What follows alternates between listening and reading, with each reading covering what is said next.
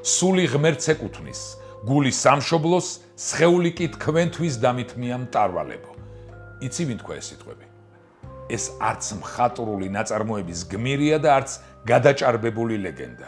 ეს არის რეალური ადამიანი, რეალურ ოკუპაციასთან პირისპირ. დღეს ვყვებით ამბავს ამბროსი ხელაიაზე. კაცზე, ვინც 100 წლის წინ ჩვენი თავისუფლების ხმამაღალი მტკიცებულება გახდა და სწორედ ამიტომ დღესაც ასე საშინლად თანამედროვეა. 1921 წლის თებერვალში საქართველოში საბჭოთა რუსეთი შემოიჭრა და საქართველოს ეკლესია ფაქტობრივად უუფლებო, იურიდიული ძალის არ მქონე ინსტიტუციად გამოაცხადა. დღევანდელი ჩვენი ერის მდგომარეობა იმას გვიმტკიცებს, რომ ხალხის ცხოვრებაში თითქმის ყველაფერი ცვალებადია. უცვლელია მხოლოდ სარწმუნოებრივი ცხოვრების ნორმები, რის გამოც ეკლესიაში ეროვნული იდეა სამარადისო და შეურყეველია. მართალია დღეს ხელისუფლებაში უკანონოდ გვყავს საბჭოთა რუსული რეჟიმი, მაგრამ ჩვენმა ეკლესიამ უნდა შეინარჩუნოს ეროვნულობა და საოკუპაციო ძალაც ეროვნულმა ეკლესიამ უნდა დაგვამარცხებინოსო. გმირობა 1921 წლის 14 ოქტომბერს ასეთ რამეს რომ ამბობს გასაბჭოებული საქართველოს პატრიარქი.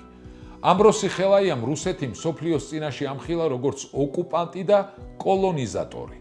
სწორედ ამას შეეწირა ამბროსი ხელაია. უწმინდესი ჯერ დაკითხვაზე ატარეს, მორალურ ტერორში ამყოფეს და საბოლოოდ ეგრეთ წოდებულმა ჩეკამ მიიღო მისი დაპატიმრების გადაწყვეტილება. 1924 წლის 19 მარტს კათალიკოს ამბროსის მიესაჯა პატიმრობა 7 წლითა და 9 თვით.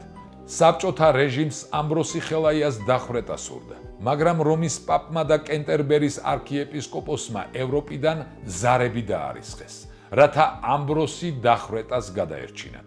თუმცა მას დახვრეტაზე მეტი გაუკეთეს. წლების განმავლობაში აწამეს.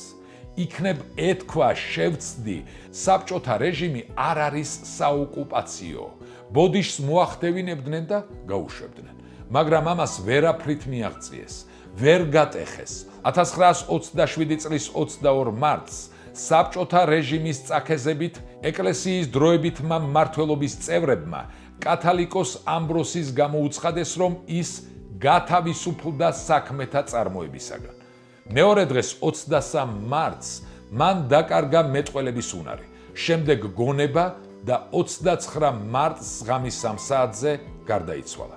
შეგვიძლია თამამად ვთქვათ, რომ ამბროსი ხელაია არის თავისუფალი სულის სიმბოლო.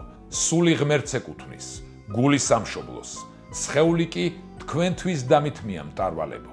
ეს იყო სიტყვები, რომელიც მან ჩეკისტებს უთხრა და ეს სიტყვები ზუსტად გამოხატავს წმინდა ამბროსის მოღვაწეობას. დაგვიწერეთ თქვენი აზრი კომენტარებში, მოიწონეთ ეს ვიდეო და გაუზიარეთ, რაც შეიძლება ბევრს, რათა ყველამ გაიგოს ამბები საქართველოზე.